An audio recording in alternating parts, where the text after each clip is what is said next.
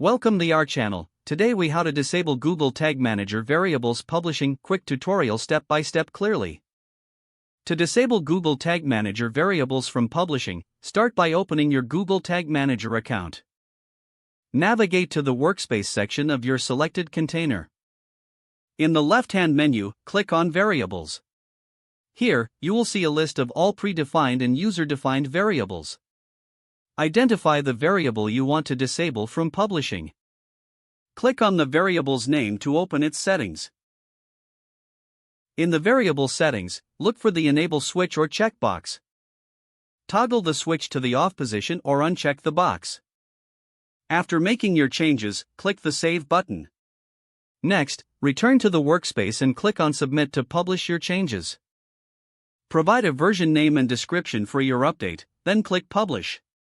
By following these steps, if the page does not load, refresh the browser or try again in a private or incognito window. Make sure you are using the correct email address, then retype it carefully to avoid small typos. If your password is not accepted, use the reset option and create a new strong password you can remember. Check your spam folder for verification or security emails, then complete any requested confirmation steps. Enable two-factor authentication if available to improve account security and reduce unauthorized access risk. After signing in, review your profile details so your contact information and settings are accurate and current.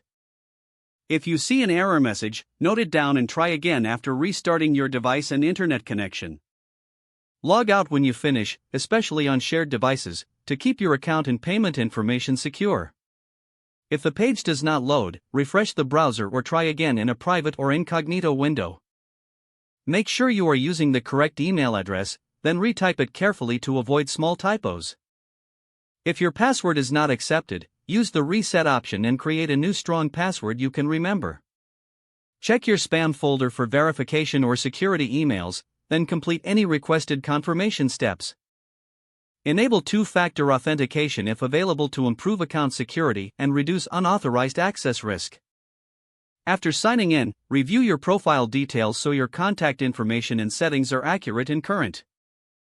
If you see an error message, note it down and try again after restarting your device and internet connection. Log out when you finish, especially on shared devices, to keep your account and payment information secure. If the page does not load, refresh the browser or try again in a private or incognito window. Make sure you are using the correct email address, then retype it carefully to avoid small typos. Don't forget to like this video and subscribe to our channel for more step-by-step tech guides.